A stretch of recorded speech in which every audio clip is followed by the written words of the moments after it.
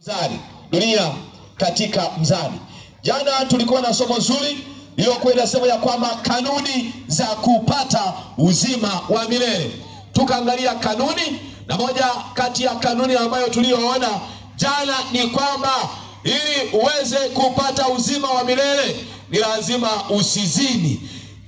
Ni lazima usiue. Tuliangalia amri 10. Amri 10 tukawa tumeziangalia jana. Jana tukawa tumejifunza kwa vielelezo mbalimbali na kwa mifano mbalimbali halisia ambayo imewahi kutokea katika dunia hii. Somo la leo linasema dunia katika nini? Katika mizani. Dunia katika mizani. Mzani ni nini? Mzani ni chombo kinachoweza kupima uzito. Kwa hiyo mzani ni chombo, au leo ungeniuliza mzani ni nini? Mzani ni kifaa cha kupimia. Unaweza ukapimia nini mzani? Mara zote mzani watu wanatumia ili kuweza kupimia uzito wa kitu. Katika nchi yetu ya Tanzania, kuna sheria ambayo imewekwa ili mzani wako uweze kutumia. Lazima kuna watu watakuja kukagua, wanaohusika na masuala ya mizani. Kwa hiyo somo la leo linasema dunia katika nini? Dunia katika mzani. Dunia katika mzani. Dunia hii ambayo tunayoishi leo, dunia ambayo tunayokaa leo, ni dunia ambayo iliumbwa. Biblia inatuambia katika kile kitabu cha Mwanzo 1 na ile fungu la kwanza nasema, hapo mwanzo Mungu aliziumba mbingu na nchi. Mungu aliumba vitu vyote vilivyomo duniani kwa muda wa siku 6, na siku ya 7 akapumzika, kama vile ambavyo tumeona jana katika kile kitabu cha Kutoka 20 kuanzia mstari ule wa 8 mpaka mstari wa 11. Moja kati ya kanuni, moja kati ya amri ambazo Mungu alitupatia. Leo tunaangalia katika kile kitabu cha Danieli 2. Msomaji wangu, Danieli 2, dunia katika mzani. Dunia katika mzani. Tuombe kabla hatujaendelea. Baba yetu wa mbinguni mtakatifu, tunasema asante kwa ulinzi wako wote tukapata kuelewa. Nitumie tu kama chombo. Ninaomba katika jina lako Yesu. Amina. Msomaji, Danieli 2 mstari wa kwanza. Twende.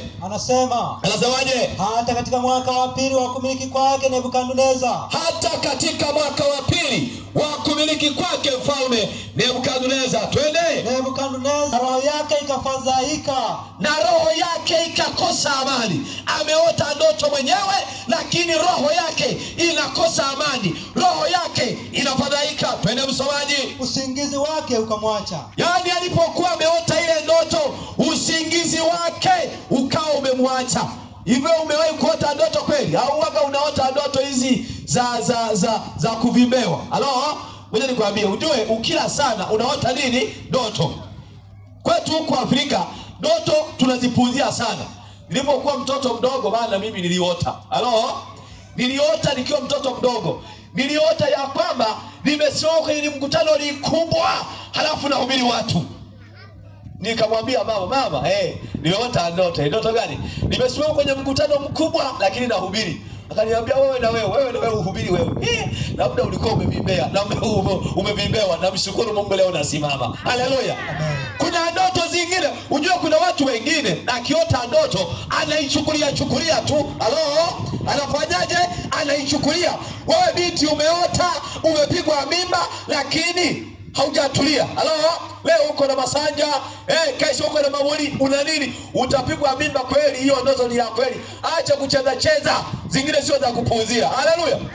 Umeota ya kwamba unategekea ulalilaka, alokunu uduli maka. Gino ulalile.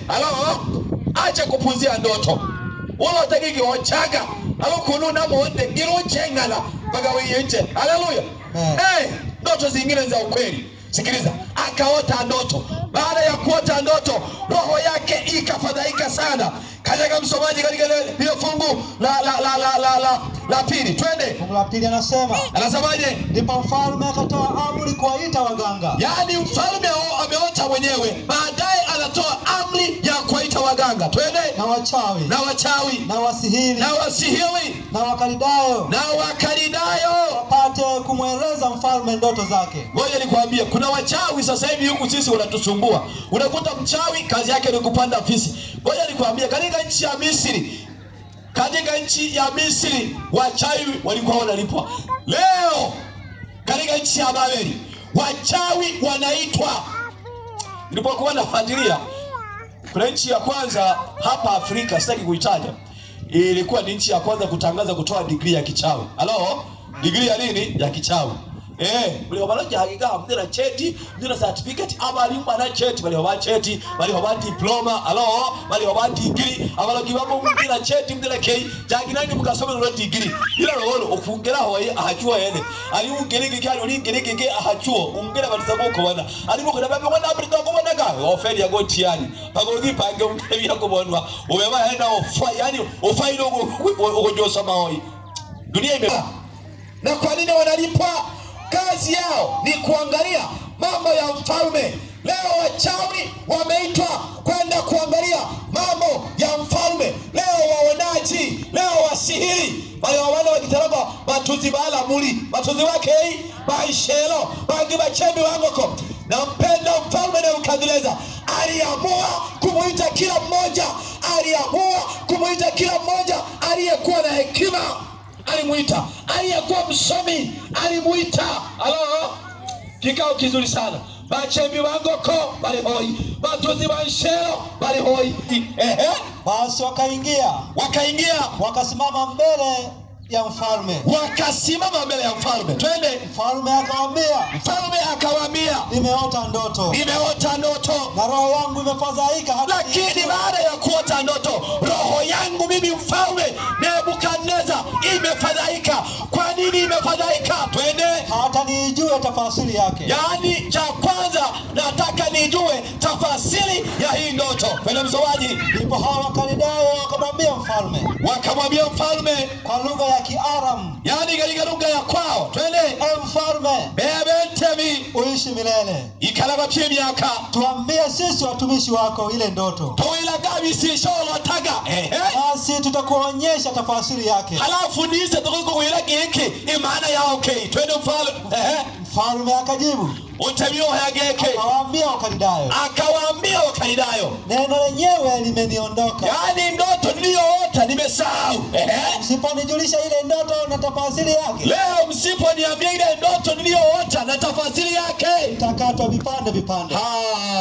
Mfalme, asante sana. Mtakatwa vipande.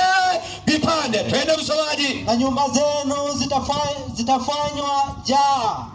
zenu zitafanywa jaa.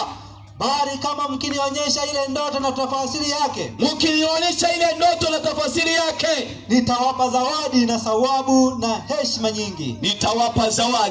Komea hapo. Mfalme anaamua kuwaita. Hivi wewe umeshawahi kufikiria? Wewe nikwambie, waganga wote wa kienyeji ni waongo. Ukitaka ujue ni muongo, nenda kwake umwambie, wewe mganga leo nimekuja nataka uniangue. Atakuuliza ni kuangue nini? Kwanza mimi nimesahau, sijui nataka uniangue nini. Hebu niambie. Anaanza kurukaruka ndindi kama paa. Anagonga hapa, anakuja hapa. Hana cha kukwambia. Leo wameitwa. Na baada ya kuitwa wanaambiwa, jamani, usiku nimeota ndoto. Baada ya kuota ndoto, ile ndoto nimesahau. Naomba mniambie. Wameitwa watu wa kila aina. Dunia katika mzani. Nampenda sana Yesu. Nampenda sana huyu Yesu. Alipoamua kuweka mzani ili ya kwamba aonekane ni nani ambaye amepimwa atakaye. Anasemaje? Wakaridayo wakajibu mbele ya mfalme. Wakamwambia mfalme, wakasema, hapana mtu duniani awezaye kulionyesha neno hili la mfalme. Hapana mtu dunia yote. Wewe nikwambie, akisema dunia, hakuna mtu duniani anayeweza ya kwamba akakuambia jambo ambalo hata hujamwambia, akakuambia umeota nini hata kabla hujamwambia, na tafasiri yake hamuna. Nikwambie, hamuna. Hiyo kwa Wasukuma hamuna. vitongoji vyote duniani hamuna, kata zote duniani hamuna, vijiji vyote duniani hamuna, makanisa yote duniani hamuna mtu anayeweza kukwambia mfalme. Hamuna. Isipokuwa ni nani? Twende msamaji. Kwa maana hapana mfalme. Kwa maana hapana mfalme. Wala bwana wala liwali. Wala bwana wala liwali. Aliyetaka neno kama hili kwa mganga. Yaani toka dunia iumbwe hakuna alienda kwa mganga akalitaka neno hili. Twende. Wala kwa mchawi. Wala kwa mchawi. Wala kwa mkalidayo. Wala kwa mkalidayo. 11. Ni neno la ajabu. Ni neno la ajabu hili analolitaka mfalme. Ni neno la ajabu hili analolitaka mfalme. Wala hapana mwingine awezaye kumonyesha mfalme neno hilo. Wala hapana mwingine. Twende. Ila miungu. Wasio na kikao pamoja na wenye eti anasema sikiliza mfalme, sawa sisi umetuita, ila hakuna mtu anayeweza kukuambia ila miungu, wasio na kikao pamoja na wenye nini? Na wenye mwili. Hivi kweli ndivyo unachokisema ya kwamba ninampenda huyo Yesu? Haleluya. Ninampenda huyo nani? Yesu. Katika miongoni mwa wale walioitwa ni pamoja na wenye hekima. Hebu mstari wa 12 anasemaje? 12 anasema